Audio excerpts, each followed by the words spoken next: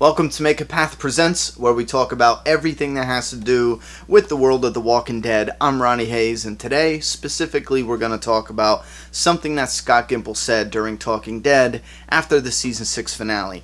Now, before we get into this, I'm not sure how I'm going to label it yet, other than something Scott Gimple said. I don't want anyone confused thinking we're talking about any theories. Well, we're going to briefly mention one just because it ties into what we're talking about here. But I don't want anyone waiting for a prediction or death predictions or theories. This is not what the video is about. Ever since we have basically talked as much as we could about our anger, our excitement, our rage, or whatever it is, or theories on who's gonna die, or anything about the cliffhanger and the death mainly. Ever since that's becoming old news, a lot more people have been messaging me about what I've been saying recently in pretty much all the videos about the continuity and how chopped up it is. I mean, when I was talking about that, even myself, I did it too, when I'm talking about it being chopped up and yada yada yada, I explained it here and there about how it can be different, but I didn't do a good job at all of explaining it. And sure enough, when someone sent me a clip of Scott Gimple and Robert Kirkman talking about how fans are going to be zabroodering the Season 6 finale, looking for clues into who Negan kills, what they're referring to is Abraham Zapruder, who filmed the Kennedy assassination. Now, here's the thing. I do not believe that's a clue, and this is the theory, the only theory we're going to briefly mention before we move on, but a lot of people want my opinion on that. I don't believe that's a clue. That's too in your face. Saying Zapruder is the clue, and then Zapruder's name being Abraham, it's like spoon-feeding you the information in a big way. That's not a clue. A clue is something where you can like, oh shit, let's piece this together. You know, saying Zapruder, Abraham, bong. You know, that's wow, way too obvious. It's not a clue, it's not a hint, it's damn near straight up telling you it was Abraham. So again, I do not believe, if it is Abraham, you know, I think it's just a coincidence that that's how they worded it. Maybe it was an accident if they meant that, like, oh, that's a clue. That had to have been just an accident. So it's some kind of impulsive, you know, diarrhea of the mouth, because that's too much of a clue. Gimple also says something very interesting where he says it's a bit impressionistic. Now, this is very telling. The moment I seen this little clip, and I don't know how I didn't see this before, but this one little sentence, it's a bit impressionistic, that also shed light on something I did not like about the finale. They do not use Impressionism a lot, hardly at all, in The Walking Dead. It felt like it was not in Gimple's style. I've said this repeatedly, and I never thought about it. And that's because the style is Impressionism. That's not something they've ever done before. They might have done that with Sammy. You can call that impressionistic. Now, Impressionism is basically giving you an example. No, giving you the feeling or experience of what's going on, but it doesn't accurately tell you what's going on or show you what's going on. I looked up Impressionism in art. From what I looked up, it's usually the whole picture. Now, there's also other places you can find Impressionism or bits of impressionistic art, and that's in comic books. Comic books use Impressionism heavily, and they use it in background images. Now, again, this is where it molds with art, because in art, from what I've seen, just quickly, it's the whole picture. But in comic books, it's usually the background. Now, in discussing panels with my artist working on my comic, he describes it as, you know, the farther away something is, the more blurry it becomes, the less detailed it is, and that's perfect. That's a perfect way to describe it because it's true. Now you look at the comic book, you look at the very first issue of The Walking Dead, and go ahead and look at that. That's Rick coming out of the hospital.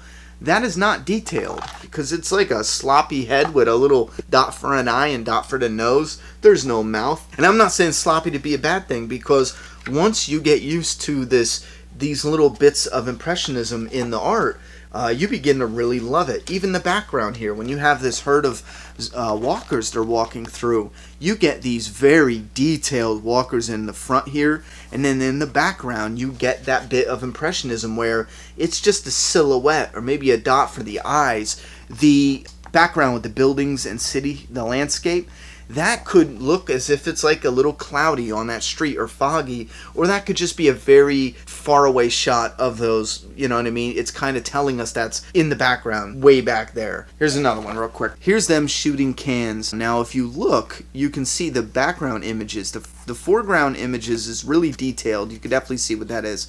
Now, the background images, you can make them out by the clothing they're wearing, by how they stand. Yeah, Carl's got a hat. Rick has a little, they do just a little sheriff badge. Now, that is a bit impressionistic because it's not accurately showing you all the details in there. In the comic book, it's meant to show you that's in the distance. And again, that's a great way to put it, because if I look out the window here, there's things in the distance that aren't as detailed, so it's just like a blob of something, you know? Now, when Gimple's saying it's a bit impressionistic, and again, Impressionism is giving us images and sounds and audio, we'll just say images and audio, that show us a feeling or an experience of what's going on. They're on their knees, one of them's being picked, one of them's being beaten to death, one of them's being chosen, any, mini, money, mo. You know, that's giving us the experience of what's going on. But in season 7, we shouldn't pick up with the impressionistic storytelling style. In season 7, we should pick up going directly into what accurately happened with the killing. That's what this video is talking about, and it's that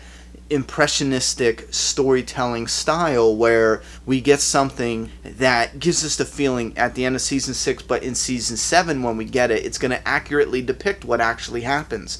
And this is important too if you're making prediction videos. If you're another YouTuber out there and you happen to be watching this, keep this in mind when you are analyzing the end of season 6 and you're looking at how everyone's sitting and you're looking at how Negan starts at Rick and then moves his way up, which again, something's off there, and that's our first hint that we are not seeing it accurately depicted. We're not seeing how it actually plays out, because Negan starts with Rick for whatever reason, and then after that we see just faces and with the bat, bong, bong, bong, bong, bong, and we know he's getting to any, mini, money, mo, you're it. Now that is it being chopped up. That's where Scott Gimple says it's a bit impressionistic, because we are getting that, which you can argue it's misleading, it's to trick, and that's simply because, yet again, this is a filmmaking style they do not utilize a lot. But let me end on a positive note.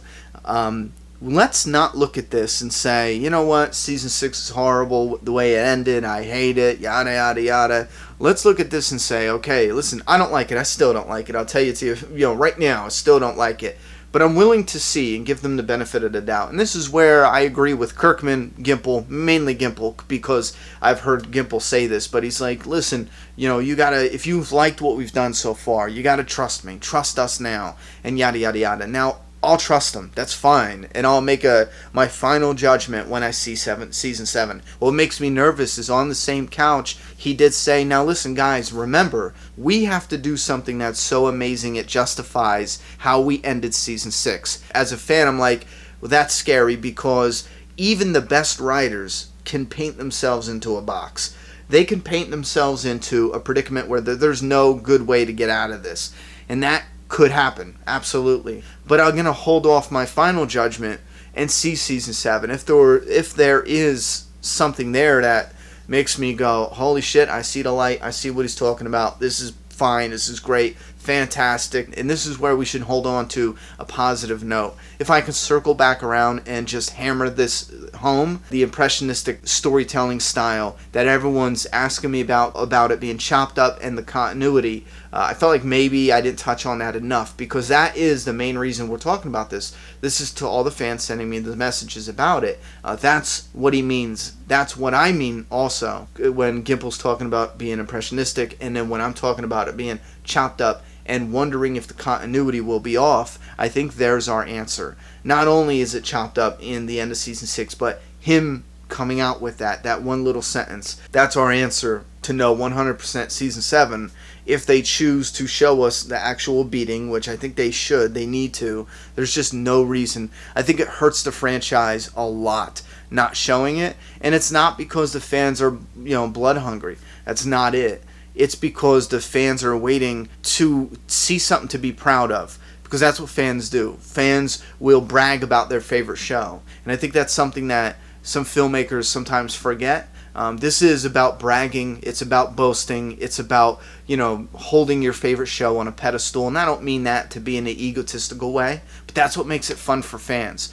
To talk about the good times and the bad and the awesome and the shocking, and you know what I mean? That's part of why they go to conventions and dress up. That's part of why they talk to friends or do blogs or do YouTube videos. That is why the fandom gets so big, because we get to talk about these things. And if you skip out on something like this death, that could negatively affect the franchise, because the fans will say you don't have no balls, you couldn't do it, AMC, we wish HBO got this instead, and all the yada yada yada yada, because now they don't have something to be proud of anymore. And that's an element I think we should never forget, ever. Anyone who's a creator, your fans want that thing to be proud of, and if you don't give it to them, and it could be grotesque scenes, bloody scenes, uplifting scenes, great scenes, bad scenes, not bad as in, but you get what I'm saying. That does not define, how messed up or demented the fans are. It's just the simple fact that the fans want to be proud. They want to be proud when you're ripping their guts out. They want to be proud when you're giving them some kind of emotional scene to just break down into tears. They want to be proud with good writing, good acting, good storytelling, and that is, I think, the biggest reason why they need to show us that scene. They can't back away because the comic didn't back away. But give me your thoughts and opinions. I'm just going to keep blabbering, so I'm going to shut up now. Give me your thoughts and opinions down in the comment box. I'm done talking. It's your turn. Subscribe now.